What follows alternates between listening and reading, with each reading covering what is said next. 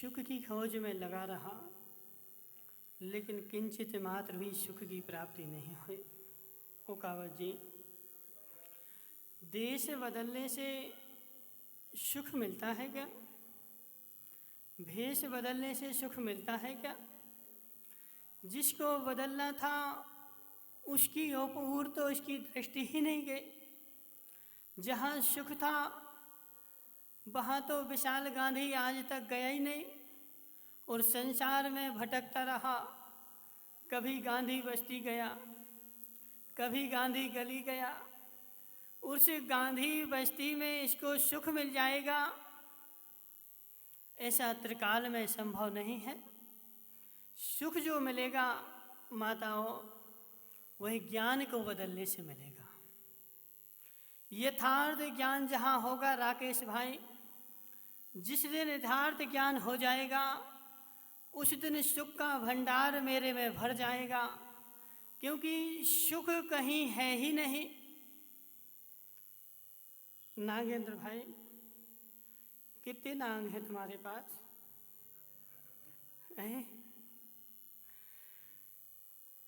नागेंद्र भाई, तुमने पीपलकूट में रहे, पीपलकूट से घाटोल चले गए, क्या मिला? सुख मिला ना? ओहो,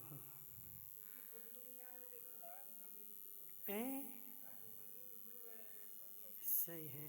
बेचारा देखो सुख खोजता रहा, कभी पीपलकूट में खोजा, कभी घाटोल में खोजा, और उस सुख को खोजते खोजते इतनी उम्र हो गई और उसको सुख मिल गया। नागेंद्र भाई, अब तो कभी दुख नहीं मिलेगा ना? अब कभी दुख नहीं मिलेगा ना? जब तक अज्ञान दशा है, सुनो गांधी बदामी लाल की बेटी, जब तक अज्ञान दशा है तब तक दुख है, और जिस दिन ज्ञान दशा है, ज्ञान दशा के बाद सुख का अंत है और अनंत सुख ही सुख है। जब तक अज्ञान दशा है, अज्ञान दशा में भटकते रहो कि मुझे सुख मिल जाएगा, सुख मिल जाएगा।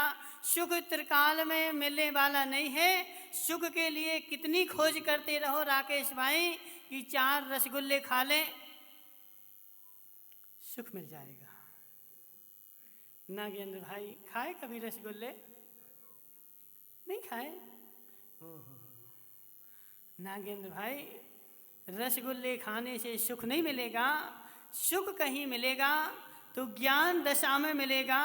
एक बार मुझे यथार्थ ज्ञान हो जाए कि सुख जो है वह मेरी आत्मा में है, आत्मा को छोड़कर अनंत बार में पर पुद्गल में गया, पर द्रव्यों में गया, पर वस्तुओं में गया, लेकिन किंचित मात्र भी मैंने सुख पाया नहीं। वह बात अलग है कि मैं मानूं कुछ भी।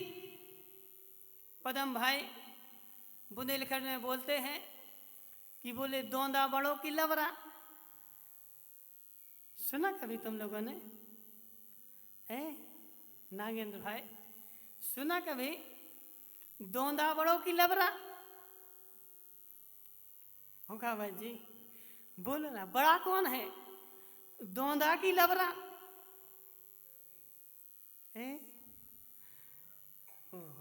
नहीं जानते? दोंदा मतलब दोंदा मतलब जिसको मानना नहीं है, उसको मानना ही नहीं है। जो वस्तु को मानता नहीं है उसको बोलते हैं दोंदा। और जो झूठी बोलता है, असत्य बोलता है, उसको बोलते हैं लबरा। ठीक है ना? तो असत्य बोलने वाला बड़ा है कि नहीं मानने वाला बड़ा है?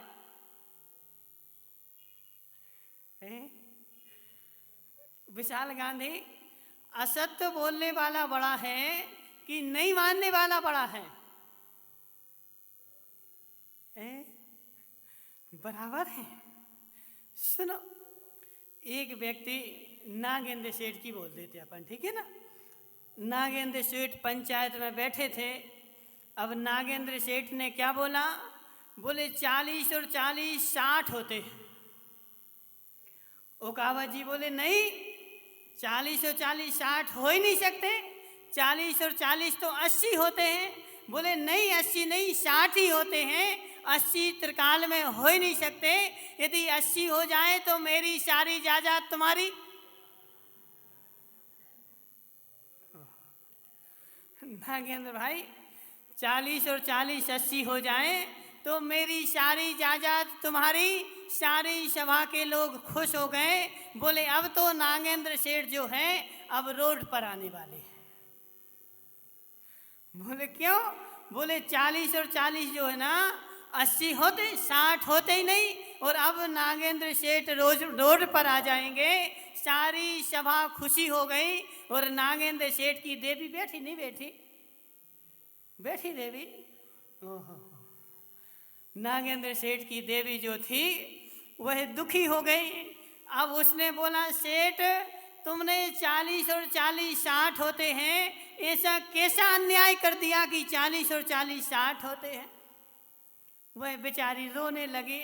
बोले अब तो हमें रोड पे रहना पड़ेगा ओकावत जी। नागेंद्र सेठ घर जाके क्या बोले? बोले जब मैं मानूंगा तभी तो 80 होंगे ना। समझना, 40 और 40 कितने ही होते हो, लेकिन मैं मानूं तभी तो 80 होंगे ना। मैं त्रिकाल में मानने वाला नहीं हूं कि 40 और 40 80 होते हैं, 40 और 40 60 ही होते हैं। अब तुम सिद्ध करके बताओ पल्लू भाई। पल्लू भाई सिद्ध करो। 40 और 40 80 होते हैं, कोई सिद्ध करके बताएगा?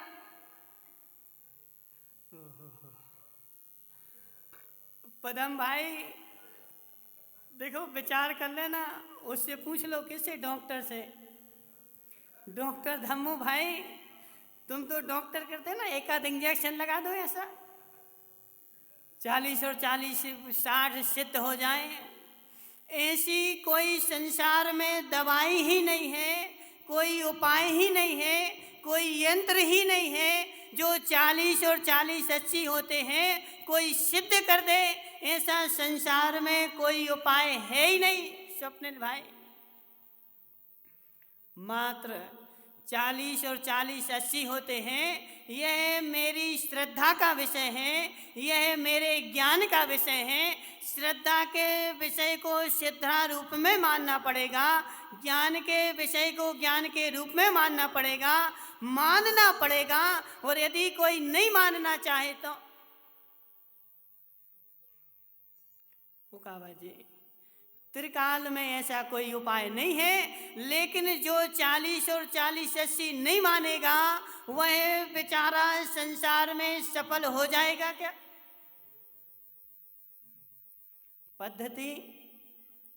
पद्धति स्वप्निल भाई समझना, तुम्हें समझ में आएगा। पद्धति गणित की जानने की पद्धति, गणित की पहचानने की शैली वही है, उसका रूल वही है कि 40 और 40 80 ही होंगे। 40 40 80 मान के यदि तुम चलोगे तब तो तुम्हारा सारा गणित सही बैठेगा। और 40 और 40 यदि 60 मान के बैठ गए तो नागेंद्र भाई हमें मानना ही नहीं ना। अब तुम क्या करोगे? जिसको नहीं मानना है, जो नहीं जानता है, उसके लिए जनाने का तो उपाय है।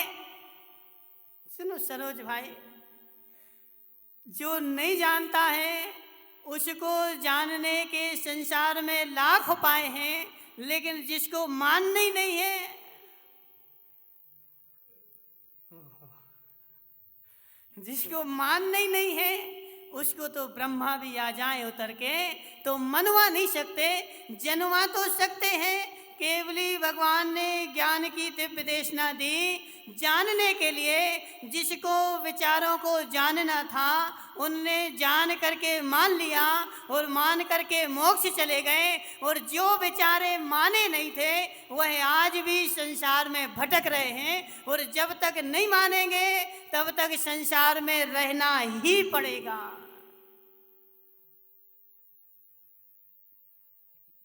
उकाबा जी, बुरा तो नहीं लग रहा? अब लगे तो अच्छे से लगे। जो है सो है, जो तीर्थंकर की देशना है उसको वैसे मानना ही पड़ेगा, उसको वैसी जानना ही पड़ेगा। पहले तो जानने में आए ना, पहले जानने में आए फिर मानने में आए। हमने आज तक जानी ही नहीं और अब मानेंगे कैसे? नागेंद्र भाई, तुम्हारा मकान कहाँ है? पीपलकूट में है। जाना तुमने? जी बताओ, तुमने मकान पीपलकूट में है, पहले जाना था कि पहले माना था? विशाल गांधी, तुम्हें समझ में नहीं आ रहा नागेंद्र भाई? ओहो, तुम तो सेठ, अब तुम्हें को समझ में नहीं आए तो बेचारे इनके साथ तो अन्याय हो जाएगा। देखो, अन्याय बागड़ की धरा पर सारे गांव में घूमे और हमें एक ही बात देखने में आई कि विचारों के साथ अन्याय क्यों हो रहा है। क्योंकि जो मुख्य पदों पर बैठे हुए व्यक्ति हैं वह बेचारे उदासीन व्यक्ति हैं, वह कभी मेहनत करते नहीं हैं। और मेहनत क्यों नहीं करते? क्योंकि उनकी स्वयं की बुद्धि ठस है। वह तो यही जानते हैं, मनसुख लाल जी सुनो, पूजा पाठ कर लो, हो गया धर्म। और तुम्हारी मान्यता क्या बनी हुई है? आज तक माताओं तुमने कितना स्वाध्याय किया?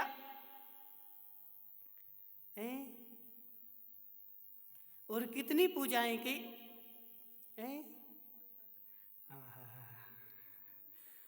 बहुत कर लिया ना। तो सुनो सरोज भाई, 2 और 2 कितने होते? बोलो ना, जोर से बोलो। 4 होते ना, 5 क्यों नहीं होते? नहीं, हमें एक और नहीं मिलाना। एक और काहे मिलाएं? हम तो 2 और 2 5 ही करना चाहते हैं। करके दिखाओ नागेंद्र भाई, 2 और 2 5 करके दिखाओ। दिखा सकते? दिखा सकते मनसुख लाल जी? 2 और 2 5 कर सकते हैं। 2 और 2 5 त्रिकाल में ना आज तक हुए हैं और ना भविष्य में होंगे, ऐसा ही मानना पड़ेगा। 2 और 2 4 होते हैं। ऐसे जिनेंद्र की देशना सुनने के अलावा कल्याण का कोई संसार में दूसरा मार्ग है ही नहीं। मोक्ष जाने के लिए कोई संसार में उपाय है? संसार में मोक्ष पहुंचाने का कोई उपाय है तो मात्र एक ही उपाय है, वह है जिनवाणी, जिनेंद्र भगवान की देशना। जिनेंद्र भगवान की देशना को रख दो कहाँ? अलमारी में बांध करके और मूर्ति को पूजते रहो। 3 काल अनंत काल भी हो जाए तो मोक्ष प्राप्त होने वाला नहीं है।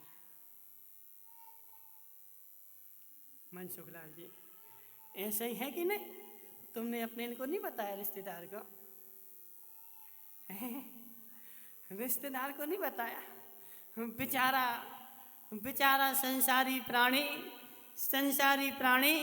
संसार में सुख तो खोज रहा है, लेकिन जो सुख का उपाय है वह तो अलमारी में बंद है। कस्तूरी कुंडल बसे और मृग ढूंढे वन माही। मनसुख लाल जी समझना, कस्तूरी कुंडल बसे और मृग ढूंढे वन माही, ऐसे अंतर राम है घट घट देखे, ऐसे घट घट घूमे अंतर देखे नाही। वह कस्तूरी की नाभि में कुंडल में ऐसी सुगंध निकलती है कि उस सुगंध को ढूंढने के लिए बेचारी सारे जंगल में घूमती रहती है कि यह सुगंध आ कहाँ से रही, और उस सुगंध को घूमते घूमते संसार में घूमती रहती है, लेकिन मर जाती है, लेकिन उसको सुगंध की स्रोत पता नहीं चलता। पंडित जी कोई स्रोत बाहर में सुगंध का हो तो मिले, वह सुगंध तो उसकी निज की नाभि से आ रही, नाभि की ओर ध्यान नहीं और संसार में घूमते रहो कि सुगंध मिल जाए। ऐसे सुख तो चाहिए है, लेकिन सुख जो है वह मेरी आत्मा का गुण है, वह मेरे निज में से आ रहा है, उसके तो हमने कपाट बंद कर दिए और संसार में भटक रहे, बोले सुख मिल जाए। त्रिकाल में संभव नहीं है, त्रिकाल में संभव नहीं है। सुख जो है मेरे पास है, मेरी आत्मा में है, आत्मा में सुख है, और वह सुख कैसे मिलेगा, तो मात्र उसको जानने से ही मिल जाएगा। ज्ञान तो हो पहले, स्वप्निल भाई, ज्ञान तो हो पहले, और जब ज्ञान होगा तो श्रद्धान होगा। ज्ञान नहीं है तब तक श्रद्धान भी नहीं है। ज्ञान के बिना जितना भी श्रद्धान है वह सारा श्रद्धान मात्र संसार में परिभ्रमण कराने का ही है।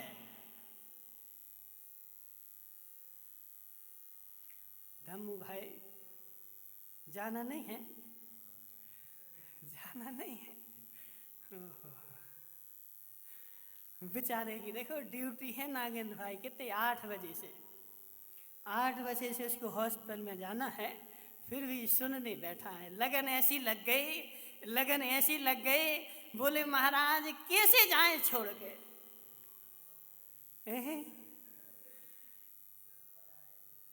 कौन जाने वाला, देखो जाने वाला तो जिसको जाना था चले गया, जिसको जाना है चला गया, और जिसका समय आ जाएगा, नागेंद्र भाई तुम रोक लोगे, जिसका समय आ जाएगा वह भी चला जाएगा, और जिसको जाना था वह चला गया। कोई किसी को रोक नहीं पाता है, रुकता वही है जिसकी भवितव्यता निकट आ गई हो। ज्ञान सुहाता उसी को है जिसका मोक्ष निकट आ गया हो। जब तक मोक्ष दूर है राकेश भाई, जब तक ज्ञान उसको पसंद आ ही नहीं सकता, जिनवाणी उसको सुहा ही नहीं सकती, वह जिनवाणी भी उसको ऐसे लगेगी कि जिनवाणी शुरू हो। मनसुख लाल जी तो बेचारा ऐसे सोचता है कि जी आफत कहाँ से आ गई। ओकावत जी देखो, नागेंद्र भाई जानते हो ओकावत जी को? जानते हो? कैसे जानते?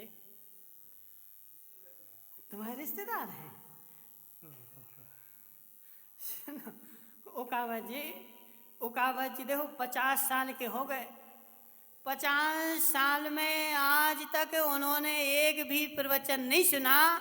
इस चतुर्मास में वह पहली बार प्रवचन में सुनने बैठे, और जब सुनने के लिए बैठे तो ऐसे बैठे कि शायद ही कोई दिन हो जो दिन उन्होंने प्रवचन में छोड़ दिया हो। पूरे कंटिन्यू 4 महीने प्रवचन में बैठे रहे। जब मोक्ष की निकटता निकट आ जाती है, बेचारे भटकते भगवान को जिनवाणी सुहाने लगती है, और जब तक मोक्ष दूर है भटकते रहो। जमूरे भाई भटकते रहो संसार में, कहीं भी सुख मिलने वाला नहीं है। सुख मात्र कहीं है तो निज आत्म तत्व में है। उस आत्म तत्व को जानो, उसको पहचानो। जिस दिन वह पहचान में आ जाएगा, जिस दिन वह जानने में आ जाएगा, धम्मू भाई फिर तुम्हें कुछ भी छोड़ना नहीं पड़ेगा। गौतम गणधर, जानते हो माता हो गौतम स्वामी को? कौन थे?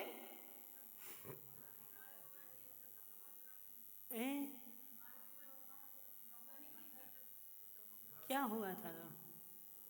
कौन थे?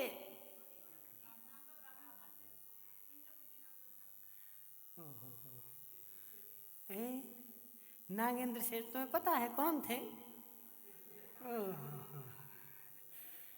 बेचारे संसार में भटकते प्राणी भटकते रहा, जे ही पता नहीं कि गौतम गणधर कौन थे।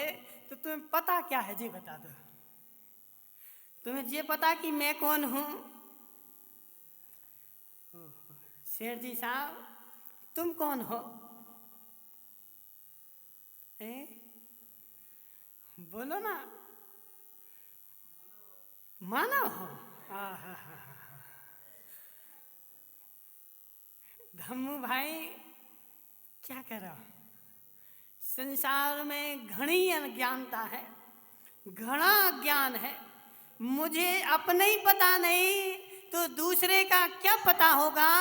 गौतम गणधर जो थे, इंद्रभूति गौतम, एक संसार का बहुत बड़ा ब्राह्मण विद्वान था। उसने चारों वेद जान लिए थे, लेकिन निज की खबर नहीं थी, निज को उसने नहीं जाना था। इसलिए धम्मू भाई, उसने कुछ भी नहीं त्याग किया। जिस दिन उसने महावीर के समक्षण में गया और वहां पर क्या जाना? त्रिकाल्यम द्रव्य षटकम नवपद सहितम पंचास्तिकाया, बस इतना सा जाना। 9 पदार्थ, 6 द्रव्य, 7 तत्व। मैं जीव तत्व हूँ, मैं गौतम गणधर नहीं हूँ, मैं इंद्रभूति गौतम नहीं हूँ, मैं जीव तत्व हूँ। ऐसे उसने जिस दिन जाना और जिस दिन माना, सारे कपड़े उतार कर फेंक दिए। कपड़े उसको भार लगने लगे, और कपड़े मात्र नहीं, शरीर के बार भी भार लगने लगे। अपने हाथों से लॉन्च करके फेंक दिए।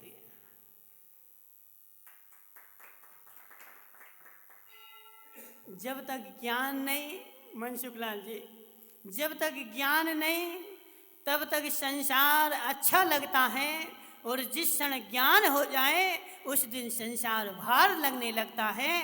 क्योंकि मैंने अभी जो कुछ जाना था वह तो था ही नहीं।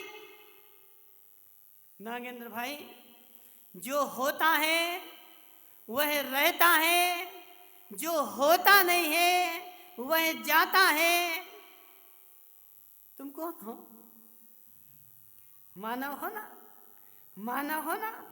ओहो नागेंद्र भाई, तुम मानव हो ना, तो मानव ही रहोगे। बोलो ना, क्या बोलो? मनसुख लाल जी, तुम ही बता दो। नागेंद्र सेठ मानव हैं तो मानव ही रहेंगे ना? बदल जाएगी? नागेंद्र सेठ, इनको जानते हो तुम? कौन है? पंडित जी है ना? तो पंडित जी तो बोले महाराज जी, नागेंद्र सेठ मानव नहीं रहेंगे हैं। और नागेंद्र सेठ क्या सोच के बैठे हैं कि मैं मानव हूँ और मानव ही रहूँगा। नागेंद्र भाई, तुम मानव नहीं हो, मानव तुम हुए थे और रहोगे नहीं।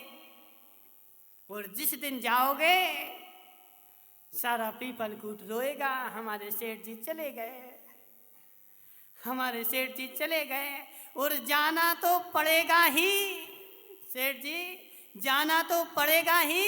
आज नहीं तो कल 4 दिन रुक के जाओगे, लेकिन जाना तो पड़ेगा ही। तुमने अपने आप को मानव मान लिया है, इसलिए तुम सुखी हो। जिस दिन तुम अपने आप को जीव जान लोगे, द्रव्य जीव द्रव्य जान लोगे, उसी दिन तुम संसार में दुखी हो जाओगे, और उसी दिन संसार छोड़ने का उपाय तुम्हारा शुरू हो जाएगा। पहले ज्ञान तो हो धम्मू भाई, पहले ज्ञान तो हो। मैं तो धम्मो हूँ, मैं डॉक्टर हूँ, और जब तक डॉक्टर जानते रहोगे कि मुझे बीमारी आएगी, मैं अपनी दवाई कर लूँगा। जिस दिन बीमारी आएगी उस दिन तुम्हारी दवाई भी काम में नहीं आएगी। ऐसा ज्ञान हो। जब श्रद्धान हो, ज्ञान के बिना श्रद्धान नहीं। इसलिए हे पीपल कूट वालों, वह पीपल की कूट भी छोड़नी पड़ेगी। पीपल की कूट में कब तक रहोगे राकेश भाई? पीपल की कूट में कब तक रहोगे? वह पीपल की कूट भी नष्ट हो जाएगी। वह पीपल की कूट, पीपल कूट जानते ना क्या होता? माता, पीपल कूट किसे बोलते? ओहो, पूरी जिंदगी निकल गई, पता ही नहीं पीपल कूट में रह रहे। पीपल कूट किसे कहते हैं?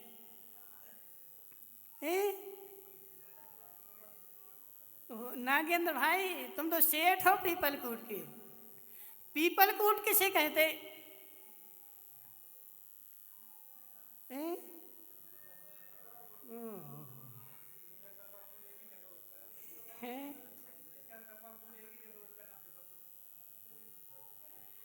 पीपल कूट, पीपल कूट, पीपल में एक घोंसला, पीपल में एक छेद हो जाता है। उस छेद में पक्षी जो रहते हैं, उस छेद को, घोंसले को पीपल कूट बोलते हैं।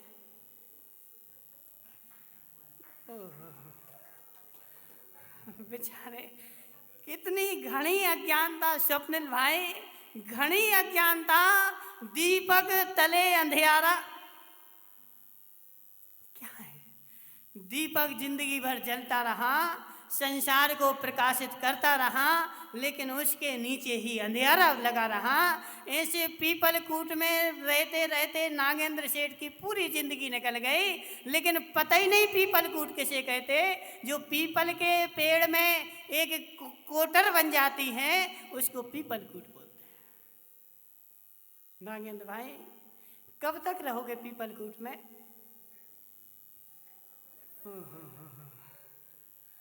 बोले महाराज, जब तक अज्ञान दशा है तब तक पीपल कूट में ही रहना है।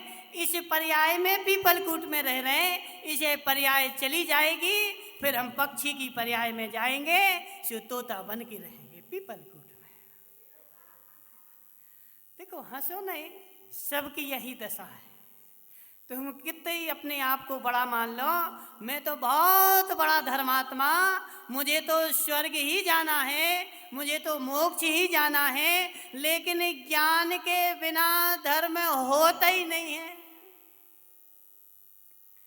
मनसुख लाल जी, तुमने इनको स्वाध्याय नहीं करवाया कभी?